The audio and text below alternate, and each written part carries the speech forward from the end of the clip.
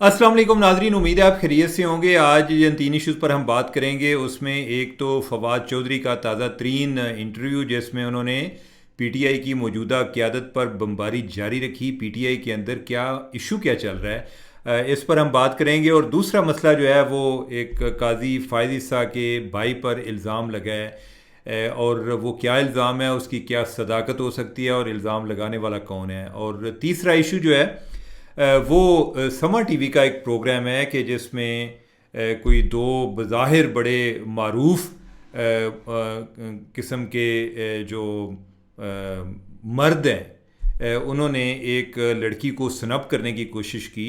और इशू क्या था कि 95% ख़वातीन जो हैं वो जाहिल हैं। ये मर्द कौन थे और लड़की का उनके साथ क्या मुकालमा हुआ, वो एक बड़ी दिलचस्प चीज़ है और अफसोसनाक भी है, लेकिन ओवरऑल हम उस पर बात करेंगे। तो बात का आगाज़ मेरे ख्याल फवाद चौधरी से ही कर देते हैं कि उन्होंने मौजूदा क़यादत पर आज बमबारी जारी रखी। उन्होंने कहा कि इन्होंने मेरी इमरान खान से मुलाकात भी नहीं होने देते। और बाकी उन्होंने कहा कि जो पार्टी की आदत है अब इस तरह के लोगों के हाथ में आ गई है कि जैसे रऊफ़ हसन है या शिबली फराज हैं, इस तरह के लोग जो हैं वो पार्टी को चला रहे हैं, या जो गौहर हानवर हैं उनके बारे में उन्होंने बात की। साथ उन्होंने कहा कि ये इसलिए घबराए हुए हैं कि अगर शाह महमूद कुरैशी बाहर आ जाते हैं तो पार्टी की आदत उनके हाथ आ जाएगी, तो लिहाजा ये नहीं चाहते कि वो बाहर रहें। दूसरा ये है कि जो चौधरी परवेज़ लाई हैं वो बाहर आ गए हैं। वो कहते हैं जी कि उनसे ये मिलने नहीं गए। और साथ फवाद चौधरी ने यह भी कहा जी कि वो फ़ौज के साथ लड़ाई के हक़ में भी नहीं है। वो चाहते हैं कि फ़ौज के साथ ताल्लुक़ ठीक करें, लेकिन फ़ौज अपनी आइनी हदूद में रहे। अब जो फवाद चौधरी हैं, क्या ये दोनों साइड पर खेल रहे हैं? एक तरफ वो एक तासर ये देने चाह रहे हैं कि वो जानसारान इमरान खान है, और ये आजकल एक बड़ी वबा चली हुई है, या एक समझें कि बड़ी एक लहर चली हुई है कि आए दिन इनके लोग मुख्तलिफ़ जगह पे वीडियोस बना रहे होते हैं कि ये इमरान खान को बाहर निकालने में कोई अपना किरदार अदा नहीं कर रहे। एक उनका आर्गूमेंट ये होता है जी कि वो जो है बेगुनाह है और वो उनको बाहर आना चाहिए, और ये मौजूदा क़यादत उनके लिए कुछ नहीं कर रही। पहली बात तो ये है कि गुनाह या बेगुनाह का एक जो फ़ैसला है वो पीटीआई के जो वर्कर्स हैं, जो इमरान खान के सपोर्टर हैं या उनके परस्तार हैं, उन्होंने फ़ैसला नहीं करना। ये फ़ैसला अदालत में होना है, उस पर किसी को इतराज़ हो या किसी से इतफ़ाक़ हो, तो लिहाजा ये फ़ैसला इनके हक़ में नहीं, ये इनके बस में नहीं है।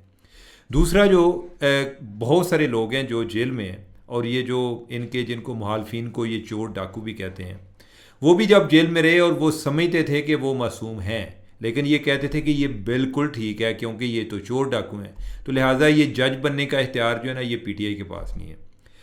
अब यह है कि वो ये समझते हैं कि हमें जो है जज हमें बनना ही पड़ेगा। और जज कैसे बनना पड़ेगा जी कि हम बहुत सारे एक जो मुल्की लेवल पे रैलियां निकालेंगे, एहतजाज करेंगे, तो उसके नतीजे में इमरान खान बाहर आ जाएंगे।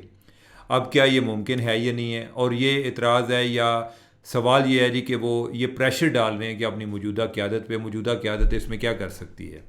वो कहते हैं जी फजल रहमान को साथ लेकर चलें, बाकी जमातों को साथ लेकर चलें। अगर फजल रहमान जो हैं वो इमरान खान की रिहाई के लिए नहीं निकलते, या अगर निकल भी पड़ते हैं तो इनको इस्लामाबाद में दाखिल नहीं होने देते, तो व्हाट नेक्स्ट? एक बात होती है ना कि आपके पास कोई एक स्ट्रेटजी भी होनी चाहिए। ये तो नहीं कि आपने किसी पे गुस्सा निकालना है तो आप कहें जी कि आपने कोशिश ही नहीं की। तो एक तो ये चीज़ है। दूसरा ये है कि अगर चौधरी परवेज़ लाई के साथ थे फवाद चौधरी के अपने बड़े इख्तलाफात थे। अब जो है इनके वो, चूँकि फवाद चौधरी समझते हैं कि मेरा जो लेवल है, और नहीं तो मैं तीसरे दर्जे की क़यादत में नहीं हूँ, मेरा लेवल जो है ये जो गौहर हानवर हैं इनसे अबव रहना चाहिए, तो लिहाजा मैं जो है जो पार्टी के एक कायदीन हैं, एल्डर्स हैं, उनमें मेरा शुमार हो, तो लिहाजा वो जो हैं इस टाइम शाह महमूद कुरैशी हैं या परवेज़ लाई हैं। परवेज़ लाई बाहर आ गए हैं तो ये उनको मिलने नहीं गए। वैसे बाय द वे परवेज़ लाई अभी तक क्यों नहीं बोल रहे? परवेज़ लाई जब से निकले हैं वो घर से नहीं निकल रहे, तो उनको बाहर अगर नहीं निकल रहे तो उनका भी पता कर लें कि वो किस तरीके से बाहर आए हैं। मुझे नहीं पता, मैं कोई इसके बारे में कोई स्पेकुलेट भी नहीं कर रहा, लेकिन एक सवाल पैदा होता है कि वो अगर आ गए थे बाहर तो उन्हें चाहिए था कि वो क़यादत संभालते, उनको वो क़यादत क्यों नहीं संभाल रहे? क्या यानी कि अगर वो संभाल लेते तो चीज़ें ठीक हो जाती? दूसरा सवाल ये है कि ये जो क़यादत है, जो गौहर हानवर हैं या उमर अयूब हैं, इनका फ़ैसला किसने किया था? ये तो इमरान खान ने किया था। ये सारे उनकी लान तान कर रहे होते हैं जी कि गोहरा ने ये कर दिया, फलां ने ये कर दिया, गंडापुर जो है वो ठीक नहीं कर रहा। इन ये नहीं पूछते या ये नहीं कहते कि इनको मुंतखब करने वाला कौन सा है, इनके सेलेक्टर कौन है। इनको बाकी सेलेक्टर्स पर तो बड़ा गुस्सा आता है। तो अपनी जो टीम है, अपनी पार्टी जो है, इसके जो सिलेक्टर हैं वो तो इमरान खान है, तो उनसे पूछ लें। ये इन्होंने कोई एक वतीरा बनाया हुआ है कि इमरान खान को अबव एवरीथिंग, वो सबसे ऊपर है, उस पर बात नहीं आनी। हम जो है इनके सारे जो लोग हैं आपस में ही इस बात पे लड़ते रहे हैं कि जी ये फ़लाँ जो है इमरान खान के साथ मुखलस नहीं है, फ़लाँ जो है उसके साथ वफ़ादार नहीं है, तो हम जो है ज़्यादा वफ़ादार हैं। ये वफ़ादारी की एक जंग है जी कि कौन वफ़ादार ज़्यादा है। तो ये इनकी जंग जो है ओवरऑल, इससे मुझे फ़ायदा होता नज़र नहीं आ रहा। ये ऐसी ही है कि जैसे कोई बाज़ औक़ात शिद्दत पसंद जमातें होती हैं, जो उनके मुखालफिन होते हैं वो भी उनको डैमेज करने का यही तरीका होता है कि इनको मुख्तलिफ ग्रुप्स में डिवाइड कर दिया जाए। तो मुझे बज़ाहिर तो ये लगता है कि ये लोग जो हैं ये इमरान खान के हक़ में कम और ये इस्टेब्लिशमेंट के हाथों में ज़्यादा खेल रहे हैं। सारे अपने अपने अलग इन्होंने ग्रुप बनाए हुए हैं और उसके नतीजे में एक मकसद तो यही है ना, बेशक इस्टेब्लिशमेंट को गालियाँ भी दे, तो अगर इनके एक्शन से इस्टेब्लिशमेंट मजबूत होती है तो ओवरऑल इनकी पार्टी जो है वो तो कमज़ोर होगी। तो लिहाजा ये जो इनका सिलसिला चल रहा है, ये अब फवाद चौधरी किसकी ज़ुबान बोल रहे हैं ये भी पता नहीं चल रहा। वो फ़ौज के साथ सुलह के हक़ में और अपने जो लोग हैं उनके साथ लड़ाई के मूड में, ठीक है। तो ये एक अजीब सा मामला है। और जो PTI है इसका मजाज भी ऐसा है वैसे कि इन्होंने, बाकी आपको जमातों से इतनी बातें नज़र नहीं आएंगी, ये नहीं है कि बाकी जमातों में फ़ॉल्ट नहीं है, ठीक है, लेकिन मसला ये है कि आप ये बताएं, कोई बंदा अगर ये बात करे जी कि आप जो बाकी जमातों की बात नहीं करते, ये जो तरीक़ाकार है क्या ये ऐसा अमल है या बाकी जमातों को इस अंदाज में करना चाहिए। इससे भी हमारा एक सवाल ये आता है ना कि जो सियासी जमातें उनको मजबूत नहीं होने दिया जाता। तो मैं तो सियासी लोगों की बात कर रहा हूँ कि जो अपनी जमात को खुद नहीं मजबूत होने देते। मैं तो उस लीडर की बात कर रहा हूँ कि जो खुद भी नहीं चाहता कि उसकी जमात मजबूत हो, बल्कि वो चाहता है कि जो मेरे पार्टी के लोग हैं वो भी आपस में हर टाइम हालते जंग में रहें, एक दूसरे को उन्होंने गिरेबान से पकड़ा और बस ये हो कि एक लड़ाई का आलम चल रहा है। तो ओवरऑल ये एक पार्टी के लिए भी कोई ऐसा नेक शगुन नहीं है। दूसरे टॉपिक की तरफ आते हैं कि काजी फायज़ ईसा के भाई पर इल्ज़ाम लगाया जी कि उन्होंने कोई एक सीमेंट कंपनी थी कोयटा में और उससे वो कर्ज़ा लेकर भाग गए। अब ये इल्ज़ाम कब का वाक़या है? ये वाक़या है जी कि 40 साल पहले का। और ये इल्ज़ाम लगाने वाला कौन है जी? औरिया मकबूल जान। औरिया मकबूल जान जो है उनके बारे में आप जानते हैं कि जिस तरह के ख्यालात रखते हैं। उन्होंने कोई एक उनका क्लिप मैंने देखा है कि जिसमें वो इल्ज़ाम लगा रहे हैं जी कि मैं काजी फायज़ ईसा को 40 साल से जानता हूँ। मैं उस वक्त से जानता हूँ कि जब उनके भाई जो हैं अनवर ईसा वो पता नहीं सरीला सीमेंट का कह रहे थे कि उससे वो कर्ज़ा लेकर जो भाग गए थे। अब सवाल ये पैदा होता है, पहले बात तो ये है कि हमें इस इल्ज़ाम की सदाकत का आइडिया ही नहीं है कि ये इल्ज़ाम किस हद तक दुरुस्त है।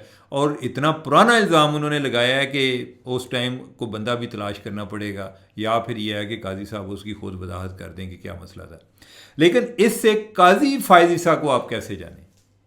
या तो आप ये बता दें कि काजी फायज़ ईसा जो हैं उन्होंने अपने भाई को इस सारे अमल में भगाने में किरदार अदा किया। पहली बात तो यह है कि अभी हमें इल्ज़ाम की नोइयत का आइडिया ही नहीं है, यानी कि उसके इल्ज़ाम की एक क्या कहते हैं अथेंटिसिटी का आइडिया नहीं है कि वो जो है उसकी साख क्या है, यानी कि वो बात दुरुस्त है या नहीं है। दूसरा यह है कि इससे काजी फायज़ ईसा को आप कैसे जानें? क्या काजी फायज़ ईसा ने कोई उनको इस तरीके से भगाने में किरदार अदा किया था, क्या किया था? तो लिहाजा ये बात नहीं है। लेकिन ये बात मैं कर क्यों रहा हूँ और ये मकबूल जान जो है यानी कि उनकी बात को मैं इतना ज़्यादा बिलाग में डिस्कस क्यों कर रहा हूँ? मसला ये है कि मैंने कल आपसे एक बात की थी कि काजी साहब जो हैं उन्होंने रऊफ़ हसन के बारे में बात करते हुए कहा कि रऊफ़ हसन जो है यानी कि उधर अटार्नी जनरल ने बताया जी कि उन्होंने आपके बारे में बड़ी गलत ज़ुबान इस्तेमाल की है। तो उन्होंने कहा जी हमें इससे फ़र्क नहीं पड़ता, और साथ पूछा कि ये रऊफ़ हसन कौन है? वो फवाद हसन फवाद का भाई तो नहीं जिसको हमने रिलीफ़ दिया था? तो मैंने कल ये अर्ज़ की थी कि अगर तो आपने रिलीफ़ दिया था तो आपने कोई एहसान अजीम नहीं किया। आपकी ड्यूटी में शामिल है कि लोगों के साथ इंसाफ करें। आप अगर इंसाफ करते हैं तो काजी साहब आप लोगों पर एहसान नहीं करते, आपका ये एक मस्बत अमल समझा जाएगा कि आप अपनी ड्यूटी ठीक कर रहे हैं। दूसरी बात यह है कि अगर आपने रिलीफ दिया था तो उसका ये मतलब नहीं है कि उनका जो दूसरा भाई है आप उसके ज़िम्मेदार हैं। बिल्कुल इसी तरह कि जिस तरह अगर आपके भाई पर इल्ज़ाम है आप अनवर ईसा के ज़िम्मेदार नहीं हैं। तीसरा मैंने आपको बताया था कि जो फवाद हसन फवाद हैं और उनके भाई हैं उनके आपस में भी ताल्लुकात नहीं हैं। जब फवाद हसन फवाद बेचारे जेल में सड़ रहे थे तो उस टाइम भी उनके भाई जो हैं वो इमरान खान की खुशनुदी के लिए इधर उधर भाग रहे थे। तो हो सकता है कि काजी साहब जो हैं इनके भी अपने भाई के साथ ताल्लुकात ना हो, या कल जो है काजी साहब खुद खें। ये एक चीज़ बताने का मकसद ये है कि हमें दूसरों के बारे में तबसरे में ज़रा एहतियात से काम लेना चाहिए, ठीक है। और जो औरिया मकबूल जान है उनको तो बहुत ज़्यादा एहतियात की ज़रूरत है। अब जो है हम अपने तीसरे टॉपिक की तरफ आते हैं। आज सुबह मैं उठा और मैं ट्विटर पे देख रहा था जी कि एक क्लिप चल रहा है, और ये क्लिप है कि समा टीवी का एक प्रोग्राम है और उसमें दो जो है ना को मर्दनुमा किस्म की चीज़ें उधर जलवा फरोज थी, बैठे हुए थे। एक जो है उनका नाम था कोई साहिल अदीम, और जो दूसरा है जी वो एक हलीलुर रहमान कमर। और बात शुरू हुई, एक बच्ची थी, लड़की थी एक, अज़बा। तो उसने सवाल किया, यानी कि उससे पहले को बात हो चुकी थी, मैंने जिधर से देखा तो उसने किया, उसने कहा जी कि आपने कहा कि 95% औरतें जो हैं वो जाहिल हैं। तो उसने कहा कि आप जो एक ये मर्दों की सोसाइटी है इसमें औरत के साथ जो हो रहा है या उनके साथ जो इम्तियाजी सलूक किया जाता है या उनको अगर नॉलेज तक एक्सेस नहीं दी जाती या उनको पीछे रखा जाता है, तो इसका मतलब है कि ये मर्द जो है, मर्द ही इसका बल्कि ज़िम्मेदार है। दूसरा उसने कहा कि आप इन अल्फाज पर माफ़ी मांगें कि आपने कहा कि 95% औरतें जो हैं वो जाहिल हैं। उस पे वो जो साहब हैं जो साहिल अदीम हैं, वो उन्होंने कहा कि बेटी आपका नाम क्या है। उसने कहा, एक तो जो है ना बेटी कह के, यानी कि उन्होंने दोबारा से पैट्रोनाइज करना शुरू कर दिया कि मैं तेरा प्यो हूँ, ठीक है, ताकि जो एक दलील है वो एक बराबरी की लेवल पर ना हो। ये जो अब्बे बन जाते हैं ना, इनका एक मकसद ये भी होता है, आपने अगर किसी को इज्जत देनी है तो वो अब्बा बने बगैर भी दे सकते हैं। आप वैसे कह सकते हैं कि आपका नाम क्या है, यानी कि आपका आर्गूमेंट अच्छा है या उसमें फ़लाँ प्रॉब्लम है, आप इस तरह बात कर सकते हैं। यानी कि आप बज़ाहिर ये कह रहे हैं जी कि हमने बड़ी मशरकी रवायात का ख्याल किया, लेकिन आप जो है ना, यानी कि आप ये कह रहे हैं कि अगर कोई उस पर कोई आपसे मज़ीद बात करेगी तो आखेंगे मैं आपको बेटों की तरह समझ रहा हूँ, तू जो है मेरे साथ ये बात कर रही है। तो आपने जो बात की थी आपका उसका मुहासबा तो होना था। अब वो कहते हैं जी कि आपका नाम क्या है अज़बा। उसने कहा कि अच्छा ये बताओ कि आपने तागूत का लफ्ज़ पहले सुना था। उसने कहा जी मैंने अभी आपसे जो है ना तागूत सुना है। तो उसने कहा जी कि मैं अगर उसने कहा कि ये तागूत का औरतों के हकूक़ के साथ कोई ताल्लुक़ नहीं है, आप पहले तो ये मैं जो बात कर रही हूँ उस पर माफ़ी मांगे। उन्होंने कहा जी कि मैं माफ़ी इस चीज़ पर मांगता हूँ कि मैं लाहौर जैसे शहर में मेरी बच्चियों को तागूत के मानी नहीं आते। ये अजीब सी बात है, जहालत किसी को जाहिल करार देने की। दूसरा, उन्होंने कुरान मजीद की एक आयत कोट की जिसका उन्होंने को मतलब ये बताया जी कि जानने वाला, उन्होंने कहा कि हाँ, उन्होंने कहा जी कि हमारी ये एक मजहबी ड्यूटी है कि हम जाहिल को जाहिल कहें, ये हमारे फ़राइज़ में शामिल है। उसने कहा जी दसो किथे लिखे है, किस आयत का हवाला दें, किसी को हदीस का हवाला दें, किधर आपकी ये ड्यूटी में शामिल है कि आपने दूसरों को जाहिल करार देना है। तो उस पर वो बोले, उन्होंने एक आयत का हवाला दिया कि जिसका मतलब ये है कि जानने वाले जो यानी कि इल्म रखने वाले हैं, उसका मतलब मफहूम ये बनता है कि कोई जो इल्म रखने वाले हैं और जो नहीं रखने वाले वो बराबर नहीं हो सकते। तो उसने कहा कि इधर आपको किसने कहा है जी कि आप जो है कोई ज़रूरी है कि दूसरों को जाहिल करार दें। कोई भी दुनिया में कोई ऐसा बंदा नहीं जिसको हर चीज़ का आइडिया हो। रोज़ाना की बुनियाद पे नई नई चीज़ें लोग सीखते हैं।